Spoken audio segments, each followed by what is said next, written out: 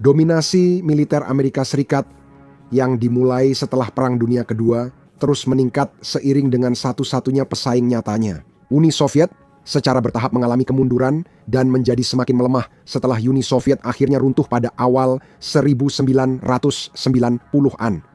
Kini, meski kemajuan teknologi telah membuat beberapa negara mampu memperkecil kesenjangan dengan Amerika Serikat di beberapa bidang, bahkan melampauinya dalam beberapa kasus.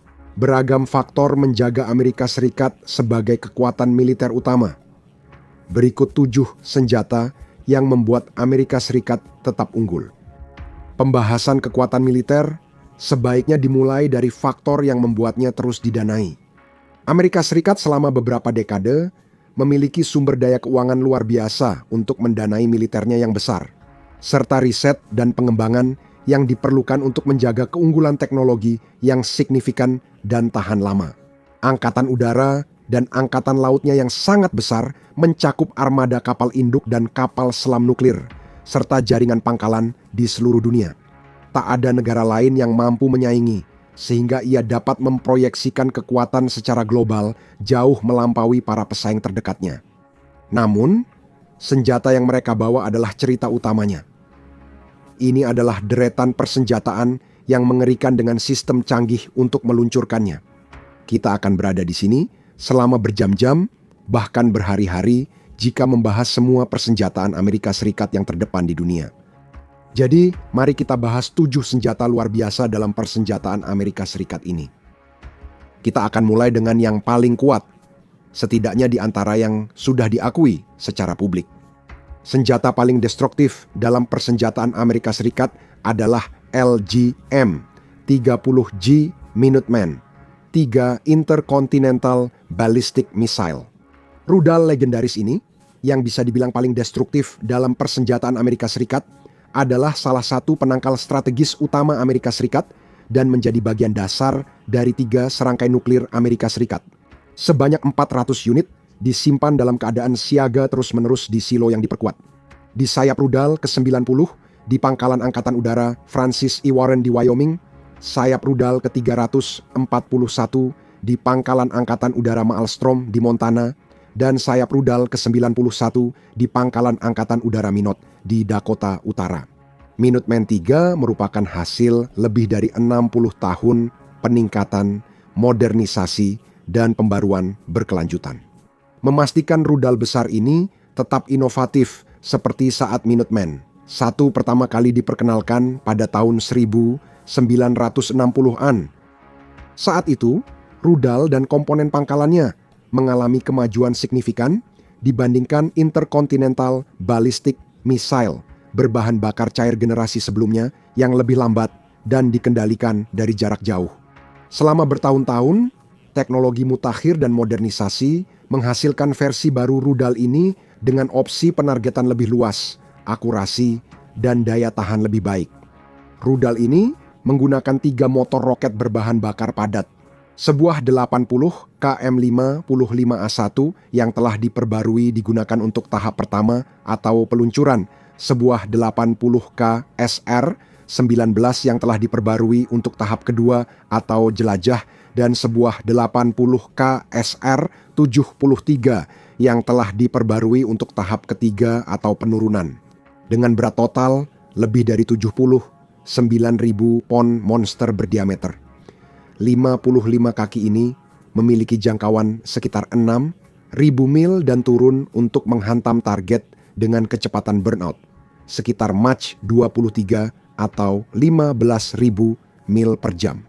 Sedangkan untuk hulu ledaknya, meskipun setiap Minuteman III dapat membawa hingga 3 hulu ledak, dipahami bahwa saat ini semuanya hanya dilengkapi dengan 1 hulu ledak saja. Baik Mahkamah Konstitusi 12A, W78 maupun Mahkamah Konstitusi 21W87. W78 yang ditempatkan dalam kendaraan Re-entry Mark 12A memiliki daya ledak antara 335 hingga 350 kiloton bahan peledak nuklir dan diyakini menggunakan primer modern. Dengan desain sekunder yang lebih lama, W87 yang lebih modern ditempatkan dalam kendaraan Re-entry Mark 21 dan memiliki daya ledak yang lebih kecil yaitu 300 kiloton, tetapi dapat ditingkatkan menjadi 475 kiloton. Menggunakan uranium yang sangat diperkaya atau highly enriched uranium, bagian sekunder menggunakan bahan peledak tinggi tidak sensitif, insensitive high explosive untuk meningkatkan keselamatan dan keamanan dibanding W78. Meskipun tidak ada rudal baru yang diproduksi sejak tahun 1978, pendekatan pemeliharaan lepas dan ganti yang sangat efektif dari Amerika Serikat berarti hampir 100% dari persediaan Amerika Serikat siap untuk dikerahkan. Jadi, seberapa bahaya rudal ini? Hulu ledak W78 berkekuatan 335 kiloton menciptakan bola api beradius setengah mil dan kehancuran hampir total dalam radius 2,5 mil akibat tekanan tinggi. Melebihi 10 pon per inci persegi atau PSI yang cukup untuk merobohkan sebagian besar bangunan. Kerusakan sedang hingga berat dapat meluas lebih dari 5 mil dengan kilatan panas ledakan berpotensi menyebabkan luka bakar tingkat 3 pada kulit dalam radius 5 hingga 6 mil. Hulu ledak W87 berkekuatan 300 kiloton yang meledak di atas kota besar akan menghancurkan hampir semua dalam radius 186 mil menyebabkan luka bakar parah dan radiasi mematikan. Beberapa mil lebih jauh, sementara kaca jendela bisa pecah hingga 9 mil jauhnya, hulu ledak yang lebih besar berkekuatan 475 kiloton akan memperluas area kehancuran secara signifikan yang berpotensi mengakibatkan puluhan ribu hingga ratusan ribu korban jiwa, tergantung pada kepadatan penduduk target. Dan jika itu belum cukup buruk bagi musuh Amerika Serikat, masih ada rudal balistik nuklir yang diluncurkan dari kapal selam Amerika Serikat. Trident 2D5 LE secara teknis bahkan lebih kuat dengan hulu ledak W8 berkekuatan 475 kiloton. Dan ada peningkatan baru yang lebih baik untuk Minuteman. LGM-35A Sentinel Intercontinental Ballistic Missile baru yang sedang dikembangkan dirancang menjaga kekuatan nuklir darat hingga 2075.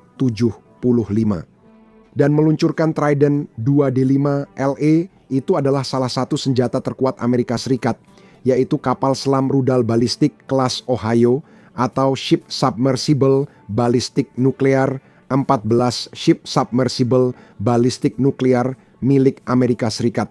Berarti bahwa meski Rusia atau Tiongkok menyerang silo rudal dan pangkalan udara Amerika Serikat yang menyimpan pembom nuklir, Amerika Serikat tetap bisa membalas dengan kehancuran nuklir apokaliptik dari hampir mana saja. Namun, Amerika Serikat telah mengubah 4 kapal selam kelas Ohio dari platform nuklir menjadi bersenjata konvensional. Dengan begitu, mereka menciptakan sistem pengiriman senjata bawah laut terkuat di dunia. 4 submarine guided missile nuklir Amerika Serikat, United States, Ship Ohio, Florida, Michigan, dan Georgia, memberikan kemampuan serangan dan operasi khusus yang belum pernah ada sebelumnya bagi angkatan laut. Dari platform tersembunyi dan rahasia. Dipersenjatai dengan rudal taktis dan dilengkapi dengan kemampuan komunikasi yang unggul, submarine guided missile nuklear ini mampu secara langsung mendukung misi serangan dan pasukan operasi khusus atau Special Operations Forces dari komandan tempur. Seperti dibuktikan upaya terbaru Presiden Donald Trump untuk merevitalisasinya, industri kapal militer Amerika Serikat belum menjadi sumber kisah sukses paling produktif dalam beberapa tahun terakhir. Namun, kisah pengembangan submarine guided missile nuklir kelas Ohio menunjukkan bahwa laporan tentang kemundurannya sangat dibesar-besarkan. Keempat kapal selam tersebut memerlukan perombakan pengisian bahan bakar yang direkayasa, selain pekerjaan konversi besar-besaran yang membutuhkan koordinasi erat antara galangan kapal Angkatan Laut Puget Sound di negara bagian Washington, galangan kapal Angkatan Laut Norfolk di Virginia, dan General Dynamics Electric Boat Company. Ini mungkin kolaborasi pertama semacam itu Tetapi keempat, submarine guided missile nuklear berhasil diserahkan tepat waktu dalam 5 tahun dan sesuai anggaran. Jadi, kemampuan apa yang dimiliki submarine guided missile nuklear Amerika Serikat? Intinya, kekuatan tembak angkatan laut luar biasa dan kemampuan pengerahan pasukan operasi khusus. Submarine guided missile nuklear kelas Ohio ditenagai oleh satu reaktor nuklir. Kru yang terdiri dari 15 perwira dan hingga 140 prajurit bisa bertahan di bawah air dalam waktu lama. Kapal ini dioptimalkan untuk operasi pasukan khusus dan mampu menampung hingga 66 personel sekaligus. Tempat tidur tambahan dipasang di kompartemen rudal untuk menampung personel ekstra tersebut. Langkah lain diambil untuk memperpanjang waktu pasukan khusus berada di sana. Dikerahkan di atas submarine guided missile nuklear misalnya, 2 tabung rudal paling depan secara permanen diubah menjadi ruang keluar masuk, memungkinkan penyisipan dan pengambilan pasukan khusus secara rahasia, termasuk menampung dry deck shelter. Dengan fitur siluman canggih dan penyesuaian pasukan khusus, kapal ini ideal menyusup ke perairan musuh, serta memungkinkan misi pasukan khusus tanpa terdeteksi. Selama proses konversi, setiap submarine guided missile nuklear menerima ruang radio kapal selam umum dan 2 antena data tinggi untuk meningkatkan kemampuan komunikasi secara signifikan. Penambahan ini meningkatkan kemampuan setiap submarine guided missile nuklear untuk berfungsi sebagai pusat komando gabungan tempur kecil rahasia yang dikerahkan di garis depan. Namun, submarine guided missile nuklear juga membawa kehancuran besar dengan caranya sendiri. Setiap submarine guided missile nuklear mampu membawa hingga 154 rudal jelajah serangan darat Tomahawk di tabung peluncur vertikalnya sambil tetap mempertahankan 4 tabung torpedo untuk torpedo berat Mahkamah Konstitusi 48. Jika digabungkan, kekuatan tembak gabungan dari keempat submarine guided missile nuklear tersebut mewakili lebih dari setengah kapasitas total muatan peluncuran vertikal dari seluruh kekuatan kapal selam. Rudal-rudal tersebut dimuat dalam kanister 7 peluru, siap tembak di hingga 22 tabung rudal, dan telah dirancang untuk menampung muatan di masa depan. Seperti jenis rudal baru, kendaraan udara tak berawak, dan kendaraan bawah laut tak berawak.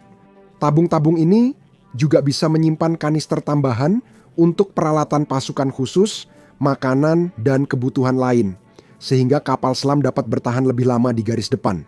Rudal Tomahawk adalah salah satu senjata terkuat Amerika Serikat berikutnya.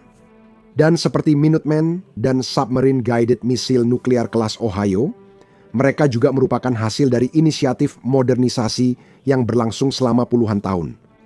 Selama lebih dari 40 tahun, rudal jelajah Tomahawk menjadi senjata utama Angkatan Laut untuk serangan presisi, diam-diam mengubah cara Amerika Serikat memproyeksikan kekuatan dari laut. Ini adalah rudal jarak jauh subsonik yang dapat ditembakkan dari kapal selam, kapal permukaan, dan bahkan beberapa peluncur berbasis darat eksperimental, menyerang target ratusan mil di daratan tanpa risiko pada pilot atau kapal. Perpaduan ringkas antara rekayasa penerbangan dan komputasi, Tomahawk adalah sebagian pesawat, sebagian robot, dan sebagian instrumen presisi. Namun, selain menjadi contoh luar biasa dari kekuatan destruktif Amerika Serikat ini, juga menyoroti aspek penting lain dari dominasi militer Amerika Serikat yang bertahan lama. Kemampuannya untuk mempertahankan keunggulan teknologi melalui modernisasi yang berkelanjutan. Varian Blok 1 dan 2 yang diperkenalkan pada 1970-an menggunakan panduan pencocokan medan. Peningkatan berikutnya meningkatkan presisi. Blok 3 pada awal 1990-an menambah panduan Global Positioning System dan mesin yang lebih baik, sehingga akurasinya jauh meningkat. Peningkatan Blok 4 pada 2004 menambahkan tautan data satelit, mode loiter, dan pengalihan target saat penerbangan, sehingga meningkatkan presisi, memperluas profil misi, serta daya tahan rudal. Peningkatan Blok 5 saat ini, yang telah aktif sejak 2021, memperluas jangkauan dan menambahkan elektronik yang diperkuat. kemampuan serangan maritim yang ditingkatkan, serta perangkat lunak arsitektur terbuka untuk muatan di masa depan. Evolusi dekade terakhir membuktikan integrasi perangkat lunak dan data dapat memperpanjang umur sistem senjata, sama atau bahkan lebih besar dari penggunaan material atau mesin baru.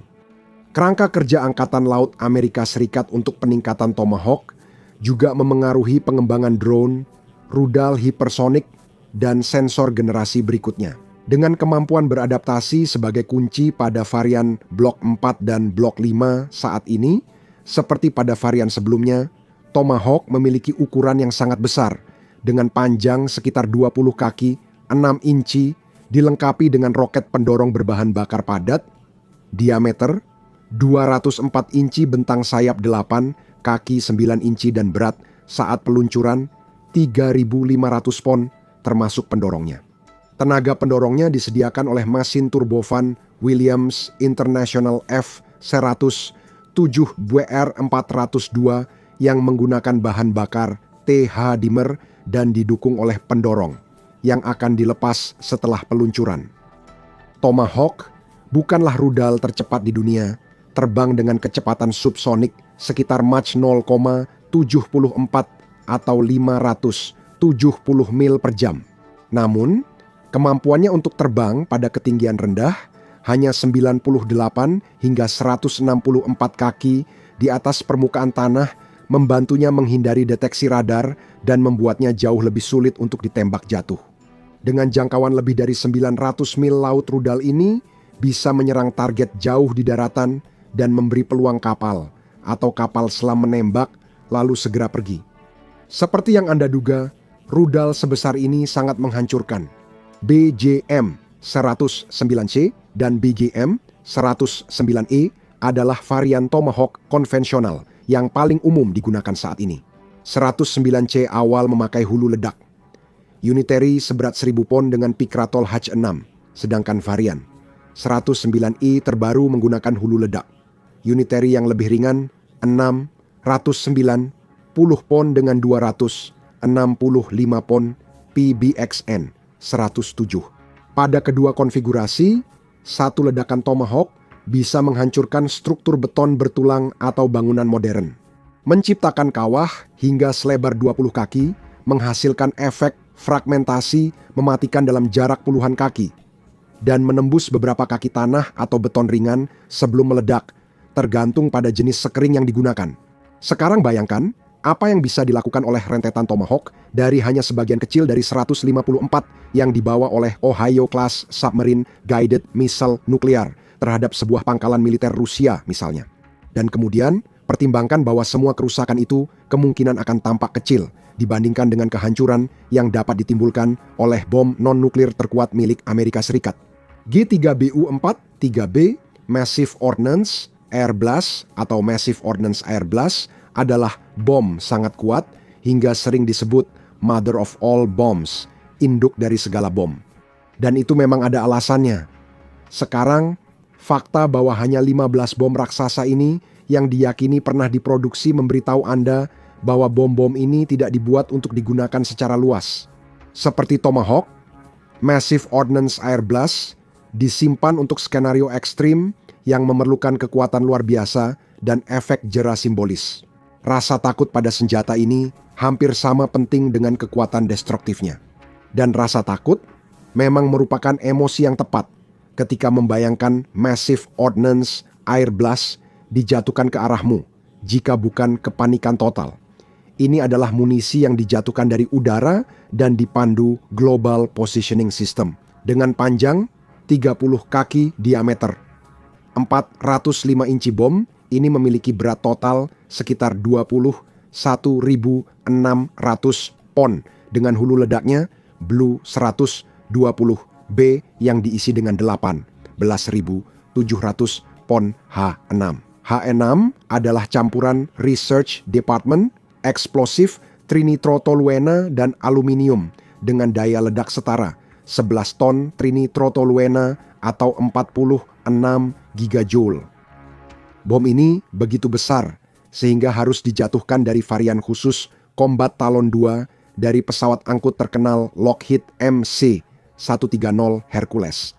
Dengan cara unik, bom ini dibawa di atas dudukan di platform ruang kargo, lalu seluruh rakitan ditarik keluar ke belakang memakai parasut penarik. Setelah keluar dari pesawat, Massive Ordnance Air Blast dilepaskan. 4 sirip kendali tipe kisi yang dapat digerakkan di bagian ekor dibentangkan, dan sistem pemandu mengarahkan senjata ini ke targetnya.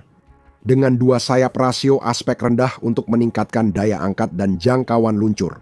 Massive Ordnance Air Blast menggunakan kit pemandu KMU 593B yang menggabungkan Global Positioning System dan sistem navigasi inersia untuk penargetan presisi, mencapai circular error probable sekitar 30 kaki saat mencapai targetnya. Massive Ordnance Air Blast didesain meledak di atas tanah untuk memaksimalkan efek ledakan udara, menciptakan gelombang kejut hingga radius 1 mil di medan terbuka. Bom ini dikembangkan untuk perang Irak dengan biaya sekitar $16 juta per unit dan diuji pertama kali pada 2003. Bom ini hanya pernah dipakai sekali dalam pertempuran. Insiden itu terjadi di Afghanistan pada bulan April 2017 ketika Amerika Serikat menjatuhkan bom ini pada jaringan terowongan yang dioperasikan oleh jaringan teroris Islamic State of Iraq and Syria di distrik Ashen, Provinsi Nangarhar. Ledakan itu menewaskan lebih dari 90 kombatan musuh tanpa korban sipil yang dilaporkan. Percaya atau tidak, Amerika Serikat punya bom yang lebih berat, yakni Guided Bomb Unit 57AB Massive Ordnance Penetrator, seberat 30.000 pon. Itulah bom penghancur bunker terkenal yang dijatuhkan Amerika Serikat ke fasilitas nuklir Iran saat operasi Midnight Hammer pada Juni 2025. Sementara Moab dirancang sebagai senjata ledakan udara besar untuk target permukaan lunak hingga sedang seperti kompleks gua, ladang ranjau, serta pasukan atau peralatan yang tersebar di area luas. Massive Ordnance Penetrator dibuat untuk tugas berbeda, dirancang menembus jauh ke bawah tanah sebelum meledak. Itu berarti meskipun kamu jelas tidak ingin berada di dekatnya saat itu terjadi, efek permukaan yang terlihat sebenarnya bisa jadi kurang dramatis dibandingkan dengan serangan Tomahawk. Sebagai perbandingan, gelombang kejut dari Mobe menyebabkan kerusakan hingga 1 mil jauhnya, menjadikannya senjata yang lebih kuat. Mempertimbangkan baik kekuatan destruktif maupun efek perang psikologis. Namun, Massive Ordnance Penetrator juga sangat besar sehingga membutuhkan pesawat khusus untuk membawanya. Pembom B-2 Spirit adalah ujung tombak pembom strategis Amerika Serikat. Ini pembom multiperan yang dapat membawa amunisi konvensional atau nuklir, memberikan daya tembak besar secara cepat di seluruh dunia. Karakteristik siluman atau tingkat keterlihatan rendahnya memberinya kemampuan unik untuk menembus pertahanan udara musuh yang paling canggih dan mengancam target-target yang paling bernilai serta paling dijaga ketat. Kemampuan siluman B-2 berasal dari material komposit, lapisan khusus, dan desain sayap terbangnya, yang semuanya berfungsi untuk mengurangi jejak inframerah, akustik, elektromagnetik, visual, dan radar pesawat tersebut. Jejak yang lemah ini membuat sistem pertahanan canggih kesulitan untuk mendeteksi, melacak, dan menyerang B-2. Namun, kemampuan mencapai sasarannya hanya sebagian keunggulan B-2 Spirit. Setibanya di sana, pesawat ini mampu memberikan kerusakan serius dengan kekuatan dan fleksibilitasnya.